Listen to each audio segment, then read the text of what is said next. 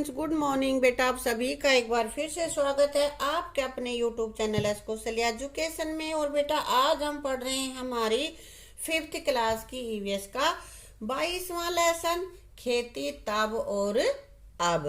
तो बेटा इसका कुछ पोर्शन हम कर चुके हैं और आज कर रहे हैं इसका आगे का भाग। खाओ गुलगुले और सुहाली। तभी सुनील की दादी ने आवाज दी, बातें ही करते रहोगे या गर्मा गर्म गुलगुले सुहाली भी खाओगे। बेटा गुलगुले क्या होते हैं? गुलगुले सुहाली तीज वगैरह पे बनाए जाते हैं ना, जो मीठे होते हैं उनको बोलते हैं हम गुलगुले सुहाली। ये आटे से बने हुए होते हैं, ठीक है। नीचे दिए गए चित्रों के द्वारा गुलगुलों की खेत से थाली तक की यात्रा देखो कि गुलगुले कैसे बनते हैं। तो उसकी ये बता रखी है विधि इसमें। सबसे पहले देखो फसल है ना, खड़ी है, उसके बाद उसकी कटाई की तो ये अनाज बना और अनाज से फिर यहाँ पे आटा बनाया है ना बेटा। और आटा बनाने के बाद बेटा फिर एक बड़े कंटेनर में रखा, जो जो चीजें इसके लिए चाहिए वो यहाँ पे रखी है। उसके बाद फिर यहाँ पे आटा गूंद के लोई बना दी है, वो ऐसे गोल गोल बनाते हैं और फिर वो इसमें कढ़ाई में गैस पे रख के तला गया है और फिर ये गुलगुले तैयार हो गए हैं, ठीक है। ये तो कच्चे हैं, ये पके हुए गुलगुले हैं और खाने में बड़े स्वादिष्ट लगते हैं, मीठे लगते हैं। तो अब ये कह रहा है कि अपने खाने की थाली में शामिल किसी एक चीज की खेत से थाली तक की यात्रा का चित्र अपनी कॉपी में बनाओ। जैसे कि गुलगुले कैसे कैसे होते हुए हमारी थाली तक आए कि हम उसको खा सके, इसी तरह से किसी और का, मान लिया हम चपाती का ही यहाँ पे चित्र यहाँ पे बनाएंगे कि भाई किस तरह से वो उसने यात्रा करते हुए हमारी थाली तक पहुंची, चपाती यानी कि रोटियां।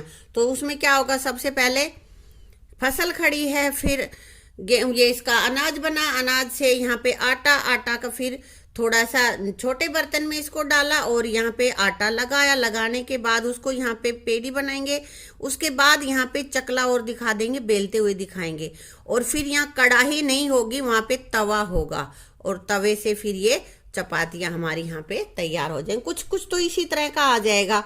आगे 2-4 स्टेप्स हैं वो बदल जाएंगे, वो बेटा तुम्हें खुद करने हैं। अगर पिक्चर ना बनानी आए तो इनके नाम वैसे लिख देने हैं, ठीक है। कैसे लिखोगे?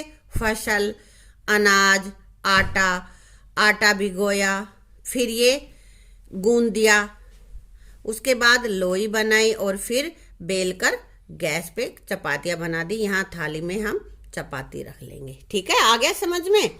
ऐसे ही करना है, जरूरी नहीं है तुम रोटी का ही बनाओ, तुम हो सकता है चावल का बना लो, किसी सब्जी का, जो भी तुम्हें ये यहाँ पे एक चित्र बनाने हैं, ठीक है। सोचो और लिखो, तुम्हारे घर में किस अनाज का प्रयोग सबसे ज्यादा होता है? भाई हमारे यहाँ पे गेहूं का होता है, लेकिन कुछ क्षेत्र ऐसे हैं जहाँ पे चावल का ज्यादा होता है, वो चावल लिख देंगे, है ना। रोटी यानी कि चपाती बनाने के लिए किस किस अनाज का प्रयोग करते हैं? किस किस की चपाती बनाते हैं हम? बेटा गेहूं की बनाते हैं, बाजरा की बनाते हैं, मक्का की भी बनाते हैं ना। हाँ, क्या तुम्हारे घर में कई अनाजों को मिलाकर रोटी बनाई जाती है? बिल्कुल बनाई जाती है ना। और यदि हाँ तो प्राय कौन से अनाज मिलाए जाते हैं? बेटा ज्यादातर या तो गेहूं चने की बना लेते हैं, गेहूं सोयाबीन मिला लेते हैं, या भाई गेहूं चना सोयाबीन तीनों भी मिला लेते हैं। किसी के यहाँ पे जवार भी मिलाई जाती है, जवार की भी रोटी बनाते हैं ना कई लोग। या फिर गेहूं के साथ हम उसमें क्या मिला सकते हैं, जौ मिला सकते हैं। इस तरह से जो भी अनाज तुम्हारे यहाँ मिलाया जाता है उसको लिख देना है, ठीक है।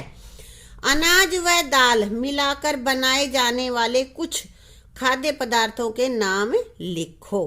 तो यहाँ पे देखो, यहाँ पे लिख रखा है मैंने, यहाँ गेहूं का आटा लेंगे और चने का आटा लेंगे तो मिस्सी रोटी बन गई ना।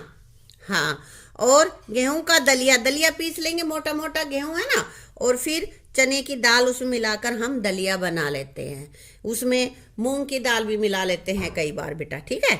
और एक यहाँ पे इसने बना ही रखा है चावल और मूंग दाल, उससे खिचड़ी बनती है, ठीक है। यहाँ पे छांटो और लिखो, तो छांट के तुम्हें लिखना है, ये जो दे रखा है यहाँ पे उसमें से छांटना है। क्या?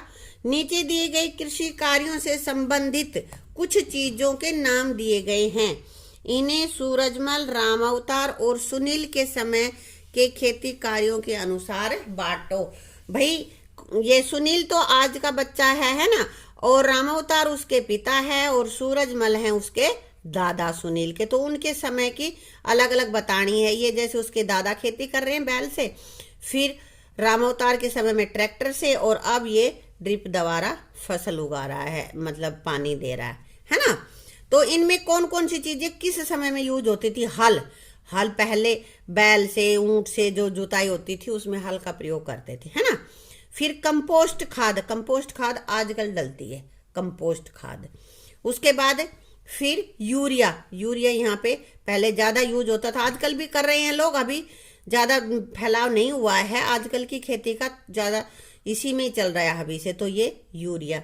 ड्रिप सिंचाई, ड्रिप सिंचाई यहाँ पे सुनील के टाइम की चल रही है। तो यहाँ पे इनमें से छांट के जो जिसके समय में यूज होता है वो तुम्हें लिखना है। ये मैंने लिख रखा है, इसमें से तुम देख लेना, ठीक है बेटा। अब बेटा वे क्वेश्चन कर लेते हैं जो हम लिख कर करेंगे। तो पहला क्वेश्चन है, उत्तम किस्म के बीज कहाँ कहाँ से मिलते हैं? तो इसका उत्तर रहेगा, उत्तम किस्म के बीज सरकार के कृषि विभाग द्वारा संचालित बीज केंद्रों से मिलते हैं। अगला क्वेश्चन हमारे पास है, अधिक पैदावार प्राप्त करने के लिए किसान क्या क्या प्रयास करता है? क्या क्या करता है बेटा? अधिक पैदावार प्राप्त करने के लिए किसान अच्छी किस्म के बीजों, उर्वरकों, कीटनाशकों और खरपतवारनाशकों व सिंचाई के उत्तम साधनों का प्रयोग करता है।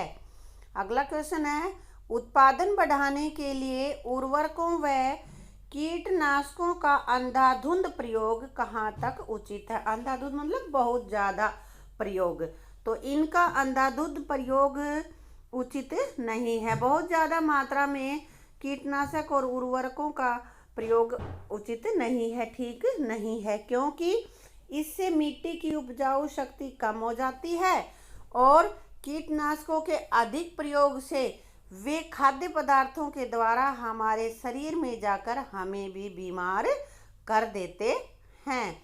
बेटा इसमें जैसे ज़्यादा यूरिया, ज़्यादा खाद प्रयोग किया जाएगा तो वो हमारे शरीर में भी जाता है, जो फसल हम पैदा करते हैं उसके द्वारा, तो वो हमें भी बीमार कर देता है।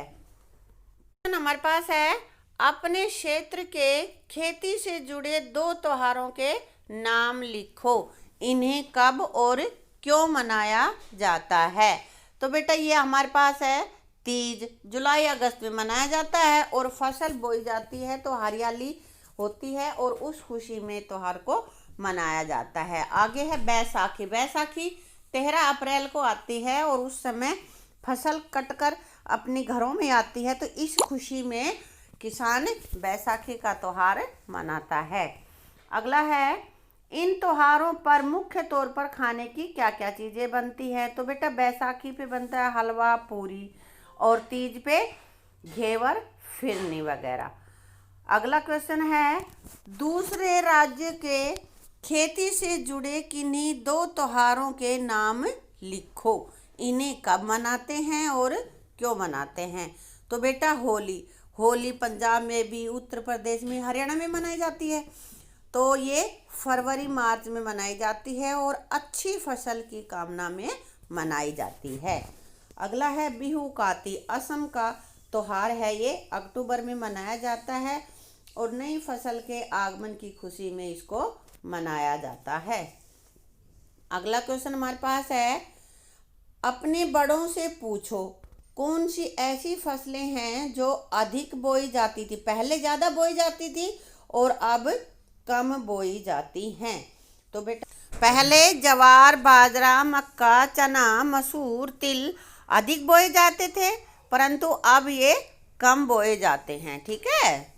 सिंचाई के कुछ साधनों की सूची बनाओ, तो जिन साधनों से हम सिंचाई करते हैं उनके हमें नाम लिखने हैं। तो पहला है हमारे पास बेटा ट्यूबवेल, कुआं, नहर, तालाब, रहट, ड्रिप सिंचाई, वर्षा, कई जगह पे नलकूप से भी सिंचाई की जाती है।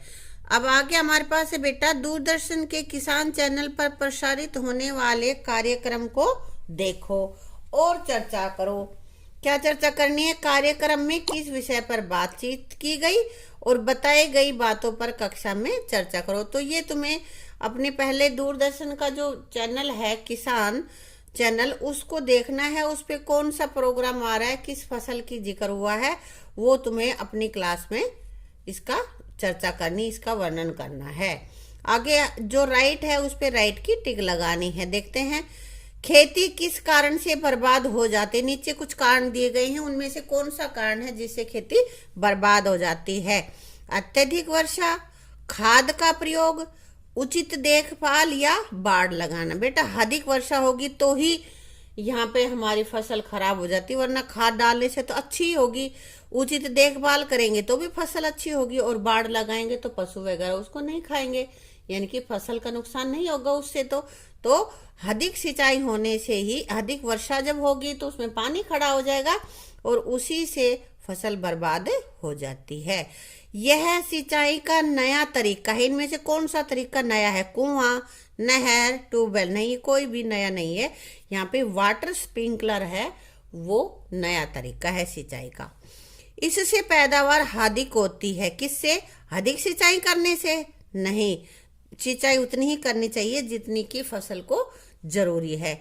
उत्तम बीज, आधुनिक यंत्र, लगातार एक ही फसल बोना। तो उत्तम बीज अगर अच्छे होंगे तो फसल हमारी अच्छी होगी।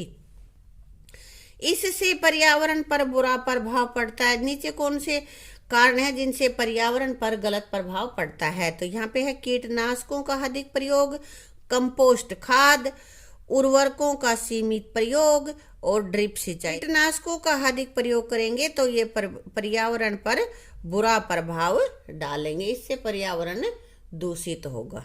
ठीक है, तो इसी के साथ बेटा अपनी इस वीडियो को यहीं पे समाप्त करते हैं। इसके साथ ही अपना ये लेसन भी कंप्लीट हो जाता है, और इसकी दोनों वीडियोस को देख के आप इस लेसन को अपनी नोटबुक में क्वेश्चन आंसर को लिख लेना और उनको अच्छे से लर्न भी कर लेना। और बेटा ये ध्यान रखना कि तुम्हारे यहाँ पे कौन खेती करता है, किस तरह से खेती करना है, ये वर्णन तुम्हें मुझे कमेंट बॉक्स में लिखकर जरूर बताना है। ठीक है, थैंक यू।